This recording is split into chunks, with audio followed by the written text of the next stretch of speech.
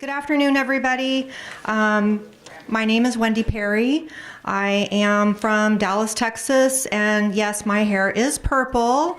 In Dallas right now, a lot of people have purple hair, pink hair, blue hair, and they're also coloring their hair gray intentionally.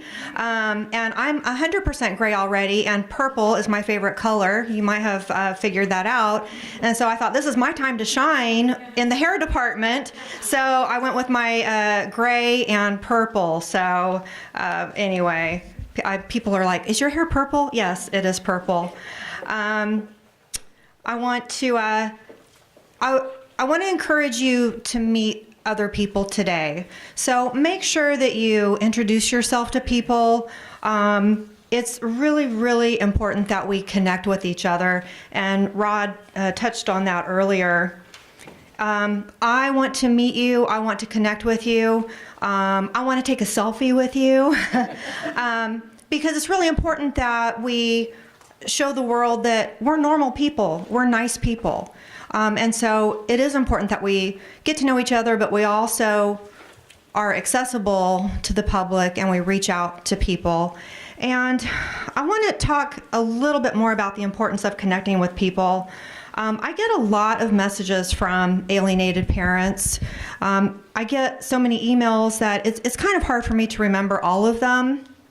But there is one email that I received that I'll never forget, and I look at it sometimes just to remind myself of how important it is that we connect with people and that we really have a responsibility, but it's also an honor and a privilege to help each other and to educate the public and professionals about parental alienation. So this is the email that I received. It says, Wendy, I learned about your group from a friend. I saw the Facebook discussion this evening to answer your question of knowing someone who died as a result of a very highly contested divorce. I know someone. It was my son. His name is Eric McCall.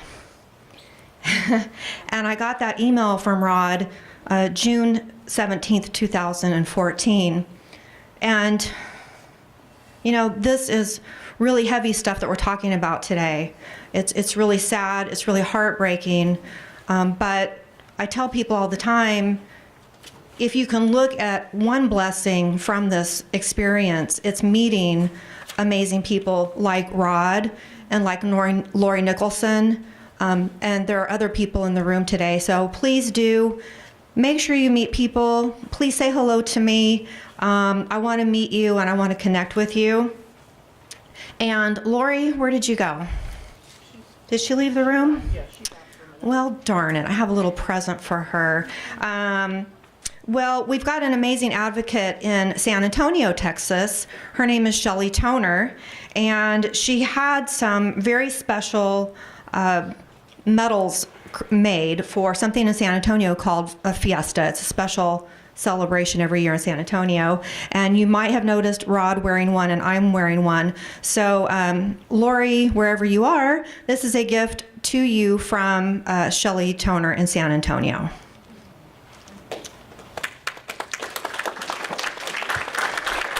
She missed her own gift presentation, but oh well. All right. So what I am going to talk about with you today is alienated adult children. And Lori and I tossed around a few ideas of what I might talk about, and we decided that it was important to talk about this because it's really misunderstood. And it's even often misunderstood by targeted and alienated parents themselves. Just so you know, I have 3 children. They are 22, 24, and 28. And I have been alienated from my 28-year-old daughter for 9 years now, almost 10 years. She became alienated from me when she was 19. So I really love to do audience participation. I think it really helps us a lot in our discussion. So if you don't mind sharing, would you raise your hand if you have alienated adult children as well? Wow, quite a few people in the room. Okay. Or even if you have, teenagers, they're soon to be what we would call adults. I think that's important for us to talk about it. It's important for us to educate other people, and it's important for us to understand it ourselves. All right, so this is some audience participation here. What are some common statements made by people about alienated adult children? So what kind of things do people say to you when you tell them that you're alienated from your child and they're, 20, 25, 30? Go ahead. He's 18, he can make his own mind up. 18, he can make up his own mind. They'll be back. Give it time. You must have done something wrong. You're a bad mom. Because what adult would choose to not talk to their parent? Okay? They're old enough to know the difference between right and wrong, right? When they have their own children 20 years from now, then you'll maybe see them again. When they have their own children, then they'll snap out of it. Rose, did you have something? Suzanne, did you have something? No, the same thing. Yes. When it happens to them, they'll finally see it. Oh, when it happens to them, then they'll see it. Okay. Like with Dorsey Kruger, it happened to her. Mm-hmm. So, Yep. Did you have something back here? The famous one is, why do you want a kid who treats you like that? Ooh, Let him rot at his dad's house. harsh. I even wrote my attorney saying, why does she even want her son that acts as her and talks to her like that? Why don't she just walk away? Wow. Or he's just like, Yeah. Suzanne? another good one I got was if you really loved them, then you would let them go. Ooh. Wow. Marianne? I had a good one from my ex-mother-in-law. If you only knew a mother's heart. If you only knew a mother's heart. Right. She was saying this to me before I had kids. But then when all the games started playing, Mm-hmm. I used the line on her. And somehow she would just flew away. Is there anything else? Anything else that people say to you about your child because your child's an adult? No? Okay. All right. Give them space. They need to discover themselves. They just need some space. They just need some space. They have problems. Okay. Well. Oops. All right. So I think we covered most of these, right? I made a little list, but you guys added some to it, and I thought that was awesome. So here are some common statements that I made a list of. Common statements made by people about alienated adult children. They're old enough to know better. I think we got that one, right? They're just rude and disrespectful. Okay? They're choosing how they act because they're adults. Right? They're old enough to make their own decisions. We said that one, didn't we? They'll come around when they get married. We got that one. They'll come around when they have kids of their own. I hear that a lot. They could just end the relationship with their other parent if they wanted to. They could send you secret emails, secret calls, text messages, and social media communications. Why don't they borrow a friend's phone? Do you guys ever get asked that? Why don't they just borrow a friend's phone? Yeah. why not? Because the parents have our phones tapped too. It only costs $25 to tap our phone. To do monitoring. Yeah. They could secretly contact you through someone else if they really wanted to. That's kind of similar. And then this big question that I hear a lot: how dare they treat you that way? Because they're an adult, they should know better, right?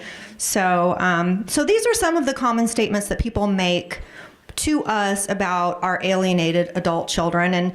And the gist of it is they're old enough to know better, they should know better, they're just rude and disrespectful, and they're choosing what they do, right? Because they're adults, so they get to choose that. So all of these statements sound reasonable, right? And they would definitely sound reasonable to us if we didn't know about parental alienation, probably. So why are all of these statements wrong or false? Well, there are two reasons. why these statements are false or why they're misconceptions. Okay? Reason number one is the alienated adult child is in an abusive relationship. So let's talk a little bit about abusive relationships. And sorry, I have to take my glasses off to see that and on to see this, and it's just a whole thing, you know. So reason number one, the alienated adult child is in an abusive relationship. So we need to establish that parental alienation is abuse. So the definition of an abusive relationship. An abusive relationship shows a pattern of abusive and coercive behaviors used to maintain control and power over someone. Abuse can be emotional, financial, sexual, or physical, and can include threats, isolation, and intimidation. There is no minimum or maximum age to the people in an abusive relationship. Does that sound like parental alienation to you?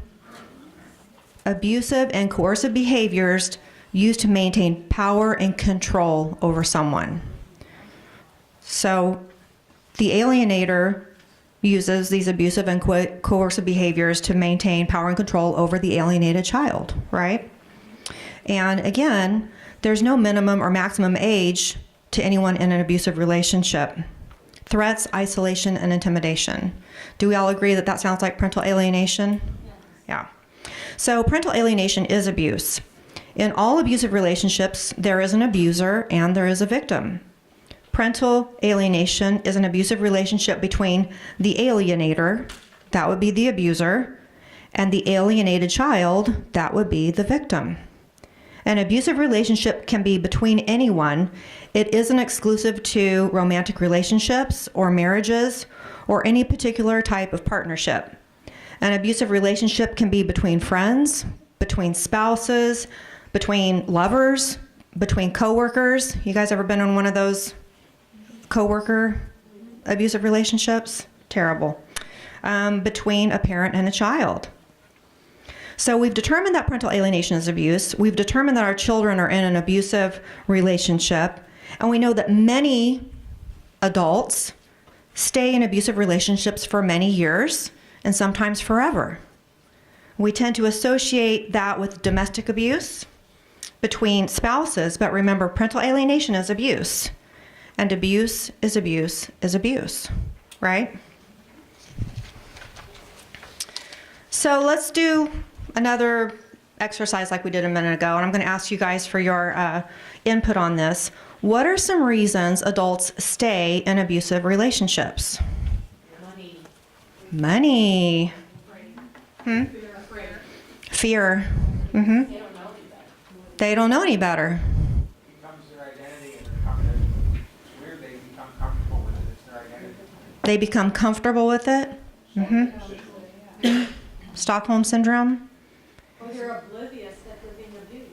They don't know they're being abused. Security. Yes. It's hard to accept that we are part of the problem. Your adult children Mm-hmm. accept they added to the problem and take responsibility for adding part of the problem. Okay, I'm just repeating these so that you guys can hear them in the back. If you didn't hear that, it was to the effect of that the victim is embarrassed to admit their part in it. You know that they are a victim of abuse. Am I saying that right? Okay. Yes. Yeah. Well, the abuser breaks down your worth. So you don't think you're worth anything, so you think that this is the best you deserve. Low self-esteem. Yeah. Anything else? Any other reasons adults stay in abusive relationships? All right. So again, I made a little list. We'll see if we got them all. I think we got most of them. Fear. Afraid of the consequences of leaving the abuser. And there could be many consequences, right? We're not going to list all of those. But fear is a big factor for people to stay in abusive relationships of any age and any type of abusive relationship. They've come to believe the abuse is normal. Somebody said that. And I think that's really, really a good point to make because that's their normal, right? Embarrassed to admit they've been abused. Embarrassed to admit they've been abused. Low self-esteem. We got that one too. They feel committed to their abuser because they love their abuser. Now, I want you to think about how much a child loves their parent. So think about that natural love that the kids have for their parent, and that parent is an abuser, right? So they feel committed to their abuser because they love them. Peer pressure to stay in the abusive relationship, siblings, friends, family members, etc. Financial dependence. Somebody said that. Money. Unhealthy emotional attachment and enmeshment with the abuser. Isolated to the point that they don't feel there's anyone to help them. Isolation. They feel guilty about leaving the abuser. Bribery. Now, alienators would never do that, would they? They wouldn't bribe our kids, right? Believes the abuser will change due to intermittent conditioning. Do you guys know what intermittent conditioning is? So intermittent conditioning is when you are in an abusive relationship and your abuser does something horrible to you, right? But then they tell you they're so sorry and they'll never do it again. Please give me another chance. But then shockingly, they do it again. But then they apologize again. And it's like they push and they pull. They push and they pull. And they knock you down and then they pull you back in, right? And you want to believe that they're going to change. That's called intermittent conditioning. Did you have something to say on that? The saying for that I like, it's they put just enough sugar on their lips that they can throw salt in their eyes. Say again. They put just enough sugar on their lips that they can throw salt in your eyes. They put just enough sugar on their lips that they can throw salt in your eyes. Yes, Diane. Love bombing is another term. Love bombing, yep. Gaslighting. Abuser manipulates victim to question their own sanity, memories, and coherence, right? And then there's many more reasons, but I think these are, some of the biggies that really apply to parental alienation. So these are some of the reasons that adults stay in abusive relationships. So we can say these are some of the reasons that our alienated adult kids stay in a relationship with the abuser, the alienating parent.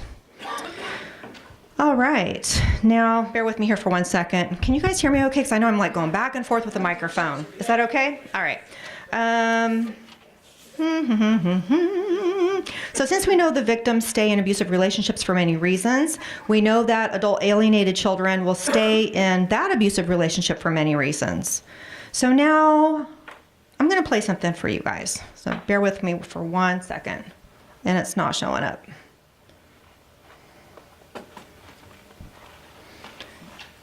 Help me. Thank you, Mr. Balos, for all your help Thank today. you. I need this to play, and then I'm going to go back to my slideshow. Sorry. It's all right. I'm going to take this, put it over on this side here. Oh. Oh. But I'm going to need to start and stop it at some point, so I'm going to need to be able to see it. If we go down to Explorer, can I see it now?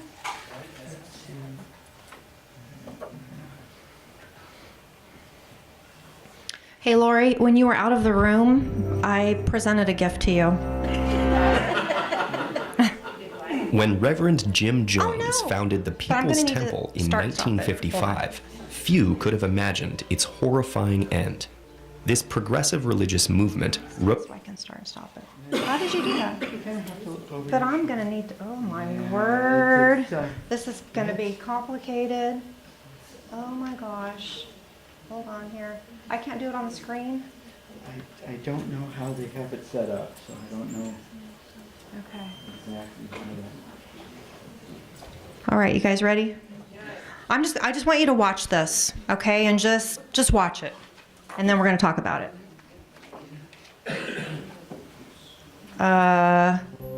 Here we go.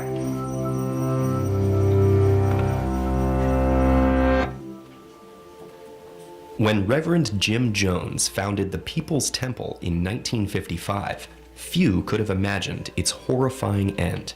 This progressive religious movement rose in popularity and gained support from some of San Francisco's most prominent politicians. But in 1977, amidst revelations of brainwashing and abuse, Jones moved with several hundred followers to establish the commune of Jonestown in Guyana. Billed as a utopian paradise, the colony was more like a prison camp. And when a congressional delegation arrived to investigate its conditions, Jones executed his final plan.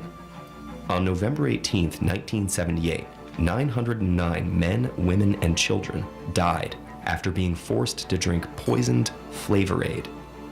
That grisly image has since been immortalized as shorthand slang for single-minded, cult-like thinking. They drank the Kool-Aid. Today, there are thousands of cults around the world. It's important to note two things about them. First, not all cults are religious. Some are political, therapy-based, focused on self-improvement, or otherwise. And on the flip side, not all new religions are what we're referring to as cults. So what exactly defines our modern understanding of cults? And why do people join them? Broadly speaking, a cult is a group or movement with a shared commitment to a usually extreme ideology that's typically embodied in a charismatic leader. And while few turn out as deadly as Jonestown or Heaven's Gate, which ended in a mass suicide of 39 people in 1997, most cults share some basic characteristics. A typical cult requires a high level of commitment from its members and maintains a strict hierarchy, separating unsuspecting supporters and recruits from the inner workings. It claims to provide answers to life's biggest questions through its doctrine, along with the required recipe for change that shapes a new member into a true believer. And most importantly, it uses both formal and informal systems of influence and control to keep members obedient, with little tolerance for internal disagreement or external scrutiny. You might wonder whether some of these descriptions might also apply to established religions. In fact, the word cultus originally described people who cultivated the worship of certain gods by performing rituals and maintaining temples. But in time, it came to mean excessive devotion. Many religions began as cults, but integrated into the fabric of the larger society as they grew. A modern cult, by contrast, separates its members from others. Rather than providing guidelines for members to live better lives, a cult seeks to directly control them, from personal and family relationships to financial assets and living arrangements. Cults also demand obedience to human leaders, who tend to be highly persuasive people with authoritarian and narcissistic streaks motivated by money, sex, power, or all three. While a cult leader uses personal charisma to attract initial followers, further expansion works like a pyramid scheme, with earlier members recruiting new ones. Cults are skilled at knowing whom to target, often focusing on those new to an area, or who have recently undergone some personal or professional loss. Loneliness and a desire for meaning make one susceptible to friendly people offering community. The recruitment process can be subtle, sometimes taking months to establish a relationship. In fact, more than 2/3 of cult members are recruited by a friend, family member, or coworker, whose invitations are harder to refuse. Once in the cult, members are subjected to multiple forms of indoctrination. Some play on our natural inclination to mimic social behaviors or follow orders. Other methods may be more intense, using techniques of coercive persuasion involving guilt, shame, and fear. And in many cases, members may willingly submit out of desire to belong and to attain the promised rewards. The cult environment discourages critical thinking, making it hard to voice doubts when everyone around you is modeling absolute faith. The resulting internal conflict, known as cognitive dissonance, keeps you trapped, as each compromise makes it more painful to admit you've been deceived. And though most cults don't lead members to their death, they can still be harmful. By denying basic freedoms of thought, speech, and association, cults stunt their members' psychological and emotional growth. A particular problem for children who are deprived of normal developmental activities and milestones. Nevertheless, many cult members eventually find a way out, whether through their own realizations, the help of family and friends, or when the cult falls apart due to external pressure or scandals. Many cults may be hard to identify, and for some, their beliefs, no matter how strange, are protected under religious freedom. But when their practices involve harassment, threats, illegal activities, or abuse, the law can intervene.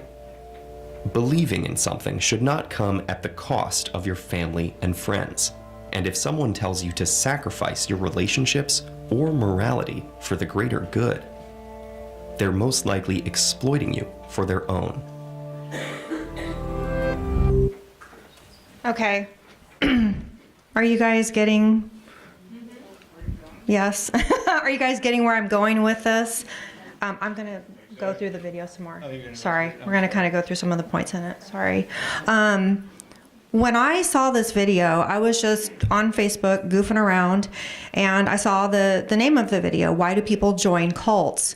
And I've always been really interested in what people say that parental alienation is the same exact dynamics and methods as a cult. And if any of you are familiar with Dr. Amy Baker, she talks about this quite a bit, and she has a really great way of explaining it. So when I saw this video, I thought, oh, I'll watch that video.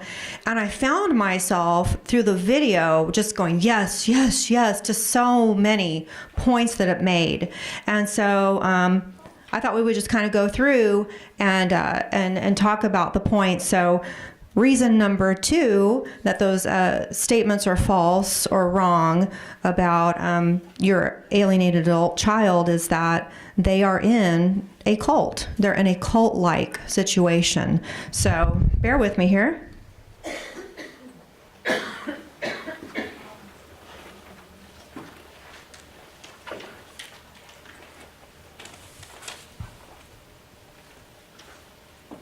We're going to kind of go through this and stop at some of those points just to talk about how does that translate into parental alienation.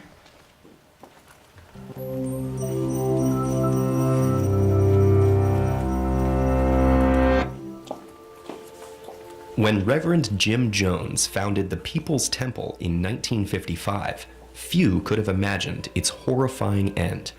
This progressive religious movement rose in popularity and gained support from some of San Francisco's most prominent politicians. But in 1977, amidst revelations of brainwashing and abuse, Jones moved with several hundred followers to establish the commune of Jonestown in Guyana. Billed as a utopian paradise, the colony was more like a prison camp. And when a congressional delegation... Oops, sorry. I'm not really great at this part. Progressive religious movement rose in popularity and gained support from some of San Francisco's most prominent politicians. But in 1977, amidst revelations of brainwashing and abuse, Jones moved with several hundred followers to establish the commune of Jonestown in Guyana. That will just pause. Billed as a utopian paradise, the colony was more like a prison camp. And when it... Okay, let's talk about that. So, Jonestown. He claimed it was a utopian paradise, but they say it was actually more like a prison camp. So the parental alienation example to that would be most alienators make their home and family dynamics appear to be like a utopian paradise.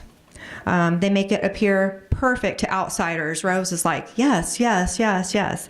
But children who have lived in these homes call them a prison. And I've heard this many times from alienated kids. You know, being in that house is like a prison. But to everyone else, it appears to be a utopian paradise. Again, Jonestown was to isolate the people, right? And alienators isolate the children as much as possible from people who are against the cult's agenda of rejecting the targeted parent. Congressional delegation arrived to investigate its conditions. Jones executed his final plan. On November 18, 1978, 909 men, women, and children died after being forced to drink poisoned Flavor Aid. That grisly image has since been immortalized as shorthand slang for single-minded, cult-like thinking. They drank the Kool-Aid. Today, there are thousands of cults around the world. It's important to note two things about them. First, not all cults are religious. Some are political, therapy-based, focused on self-improvement, or otherwise. And on the flip side, not all new religions are what we're referring to as cults. So what exactly defines our modern understanding of cults? And why do people join them? Broadly speaking, a cult is a group or movement with a shared commitment to a usually extreme ideology that's typically embodied in a charismatic leader. And while few turn out as deadly as Jonestown or Heaven's Gate, which ended in a mass suicide of 39 people in 1997, most cults share some basic characteristics. A typical cult requires a high level of commitment from its members and maintains a strict hierarchy, separating Okay. All right. Sorry about that. So there's the charismatic leader, right? I know that guy. I know him. Do you guys know that guy? The charismatic leader? Okay. So a few points that they made that I wanted to give some parental alienation examples on. They said not all cults are religious. So any group or movement that has the traits of a cult could be classified as a cult, right? So that can include a family unit, right? They can act as a cult. A cult is a group or movement with a shared commitment to a usually extreme ideology that's typically embodied in a charismatic leader. So the parental alienation example of that would be the extreme ideology would be that the targeted parent must be hated and rejected at all cost without any actual justifiable reason. The charismatic leader, can be a man or a woman of course, would be the alienating parent and or alienating step-parent, depending on who holds that hierarchy. Okay? suspecting supporters and recruits from the inner workings.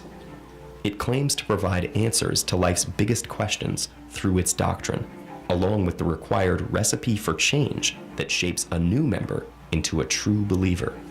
And most importantly, it uses both formal and informal systems of influence and control to keep members obedient, with little tolerance for internal disagreement or external scrutiny. You might wonder whether some of these descriptions might also apply to established. Okay, let's talk about that a little bit. The basic characteristics of a cult. High level of commitment from the members. Well, how would that translate into parental alienation? High level of commitment from the members would be the alienated children of any age, again, can be adults. They have to have that highest level of commitment. Number two, there's a strict hierarchy. How that would translate to parental alienation, the head alienator is the hierarchy and not to be challenged. They said one of the basic characteristics of a cult is doctrine and required recipe for change that shapes a new member into a true believer. So for parental alienation, the doctrine would be that the targeted parent must be rejected, right? That would be the doctrine. And the recipe for change would be the steps to make that rejection complete. So those are the alienating behaviors that we're talking about, right? Don't talk to the other parent. Call them by their first name. Be hateful to them, disrespectful. Those are the recipes for change to make the doctrine happen. And then another basic characteristic of a cult is uses formal and informal systems of influence and control to keep members obedient with little tolerance for internal disagreement or external scrutiny. So in parental alienation, that would be systems of influence. What systems of influence do alienators use to keep members, the children, obedient? And we talked about that a little bit earlier. Bribery, emotional manipulation, lies, isolation, right? So those systems of influence to control the members, which would be the kids. Religions. In fact, the word cultus originally described people who cultivated the worship of certain gods by performing rituals and maintaining temples. But in time, it came to mean excessive devotion. Many religions began as cults, but integrated into the fabric of the larger society as they grew. A modern cult, by contrast, separates its members from others. Rather than providing guidelines for members to live better lives, a cult seeks to directly control them, from personal and family relationships to financial assets and living arrangements. Cults also demand obedience to human leaders who tend to be highly persuasive people with authoritarian and narcissistic streaks motivated by money, sex, power, or all three. Does that sound familiar? So a modern cult requires excessive devotion and separates its members from other people, seeking to directly control them from personal and family relationships to finances, and certainly living arrangements was one of their examples. And in parental alienation, obviously, they want to control their living arrangement and not have them live with the targeted or alienated parent. A cult demands obedience to a human leader who tends to be highly persuasive with authoritarian and narcissistic traits. So an alienator seeks to control the children in all aspects of their life to support the ideology, remember the ideology of the cult, that the target parent must be rejected. An alienator demands obedience and total loyalty from the children. Intentional alienators are almost always narcissists and highly skilled at persuading others. So you can see right in that example how that dynamic is just like a cult. While a cult leader uses personal charisma to attract initial followers, further expansion works like a pyramid scheme, with earlier members recruiting new ones. Cults are skilled at knowing whom to target, often focusing on those new to an area, or who have recently undergone some personal or professional loss. Loneliness and a desire for meaning make one susceptible to friendly people offering community. The recruitment process can be subtle, sometimes taking months to establish a relationship. In fact, more than 2/3 of cult members are recruited by a friend, family member, or coworker, whose invitations are harder to refuse. Once in the cult, members are subjected to multiple forms of indoctrination. Some play on our natural inclination to mimic social behaviors or follow orders. Other methods may be more intense, using techniques of coercive persuasion involving guilt, shame, and fear. Okay, so I really liked the graphic that they had a minute ago where it showed the charismatic leader, right? And then it showed some of the cult members, right? And then it showed some more people on like the bottom tier, so to speak. And those were their new recruits, right? So let's talk about that for a minute. Further expansion of the cult works like a pyramid scheme, with earlier members recruiting new ones. They are skilled at knowing who to target. Have you seen that in your parental alienation situation where they're recruiting more people into their cult to believe in their ideology? So the parental alienation example would be, who do alienators try to recruit into their cult? So you guys want to toss some things out there? Our friends, our family, our children, our children's friends. Everybody. Lawyers. Right. Attorneys, judges. Yeah. So yeah, they try to recruit new members into their cult, okay? Even your own family. I know some people who are alienated and their own parents are on the alienator side, if you will. Because again, remember, these are very persuasive, highly skilled narcissists. So they're very skilled at recruiting those new members and pulling people in. They're very persuasive, right? So what do we call these people that are kind of on the lower tier that they're pulling in?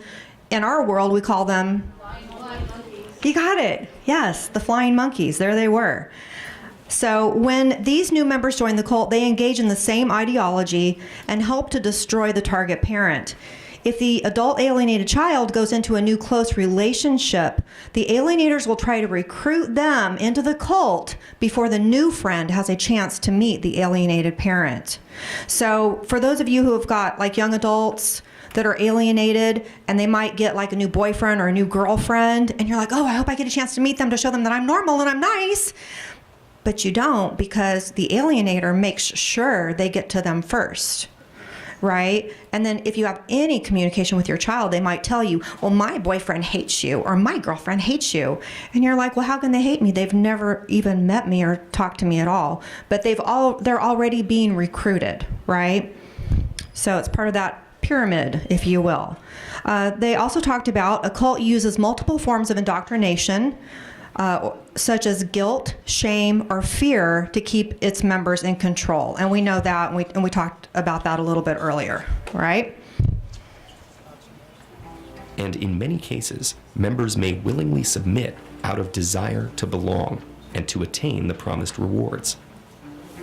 The cult environment discourages critical thinking, making it hard to voice doubts when everyone around you is modeling absolute faith.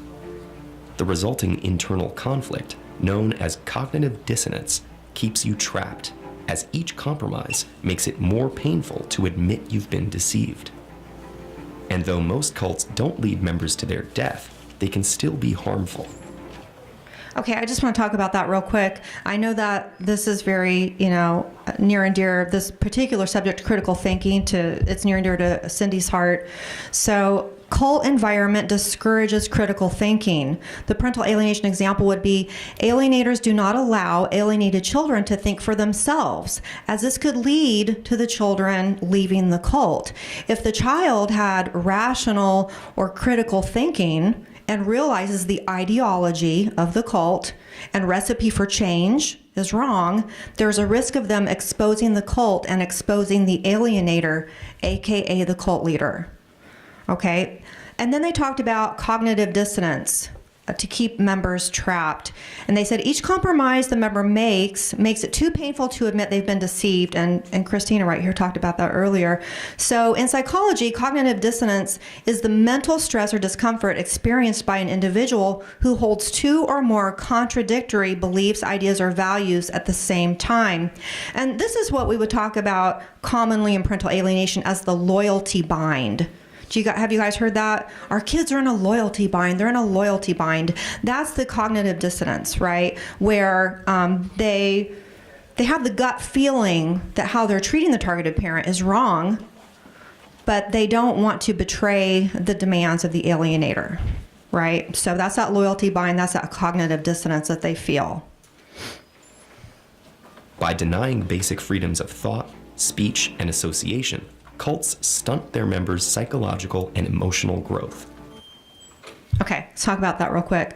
Cults deny basic freedoms of thought, speech, and association. That stunts young people's, the members of any age, really, psychological and emotional growth. So let's talk about that in parental alienation terms.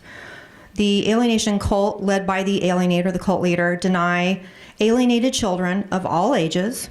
They deny them the freedom of thought. Alienated children are not allowed positive or loving thoughts about the targeted parent. They deny them the freedom of speech. Alienated children, again of any age, are not allowed to say anything positive or loving about the targeted parent. And they deny them the freedom of association. Alienated children of all ages are not allowed to have relationships with the target parent. Okay, so again, it denies them those basic freedoms. A particular problem for children who are deprived of normal developmental activities and milestones. Nevertheless, many cult members eventually find a way out, whether through their own realizations, the help of family and friends, or when the cult falls apart due to external pressure or scandals. Many cults may be hard to identify, and for some, their beliefs, no matter how strange, are protected under religious freedom. But when their practices involve harassment, threats, illegal activities, or abuse, the law can intervene. Believing in something should not come at the cost of your family and friends. And if someone tells you to sacrifice your relationships or morality for the greater good, they're most likely exploiting you for their own. Could you help me get it back on my PowerPoint real quick? Okay. All right, so let's kind of go over those last few things. They said many cults are hard to identify, and I thought that was a really important point to make.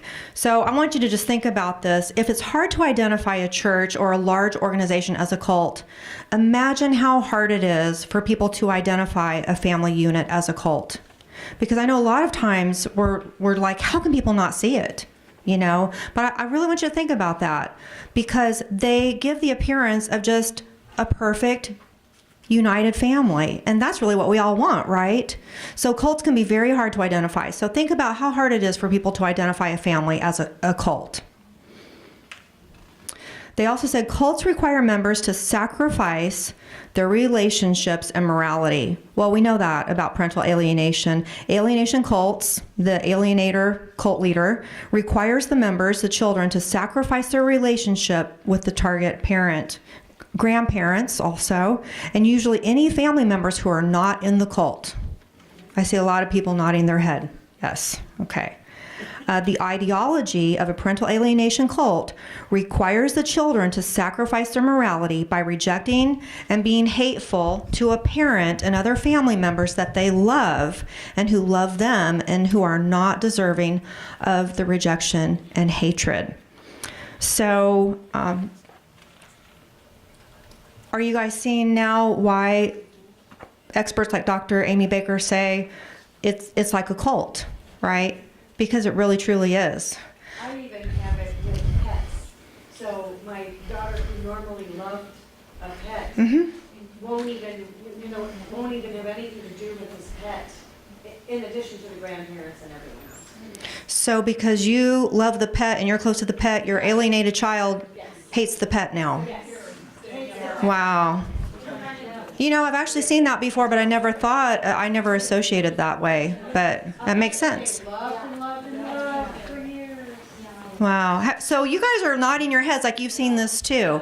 A pet they loved, now they hate that pet because you still love the pet and the pet loves you, so now they hate the pet. Wow. Well, that's the kind of thing that this does to their minds, right? All right. So again, reason number 2 that those statements earlier are false or misconceptions is the alienated adult child is in a cult. Now, I know to some people this might sound really extreme, right? Like, come on, really, a cult? But when you watch this, you can see. I mean, you can actually see how it operates just like a cult. So let's just kind of go through the points of that real quick. The dynamics of a parental alienation situation, that should say are, exactly the same as the dynamics of a cult. The alienator is the cult leader. The alienated child is one of the cult followers. The extreme ideology of the cult is that the targeted parent must be rejected at all costs. The alienator recruits other people, the flying monkeys, to grow and strengthen the cult. So, should we say to our kids, so you know you're in an abusive relationship with your other parent? Or should we say to them, you do know you're in a cult, right? No, we need to not say that to our kids. That is not going to help your relationship with your kids. That's not going to bring about a reunification. But what we're talking about right now is responses to the people who make those uneducated statements to us about our alienated adult children. And so I think to them, it's okay to say, you know, my child is in an abusive relationship with their other parent, or my child is trapped in a cult-like situation. Now, especially number 2 is probably going to sound extreme to them, right? But we can remind them cult members can be any age. People don't automatically snap out of a cult when they turn 18, right? People aren't like, I just turned 18. Oh my gosh, I just realized I'm in a cult. I got to get out of here, right? If that was the case, we wouldn't have anybody in cults who were 18 or over. It doesn't work that way. As long as they remain under the control and manipulation of the cult leader, they're going to remain in the cult, right?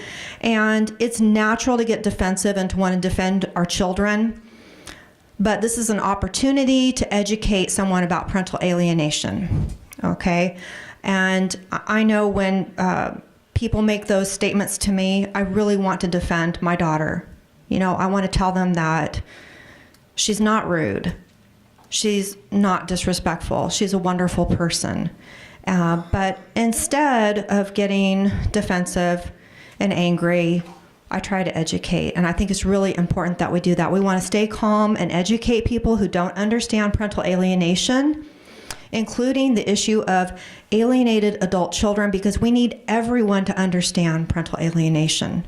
When we educate people about parental alienation, hopefully we can prevent them from being flying monkeys in the future. And that's what we really want, right? When those conversations get opened up. It's important to always educate at every opportunity because we need everyone to join us in being part of the solution.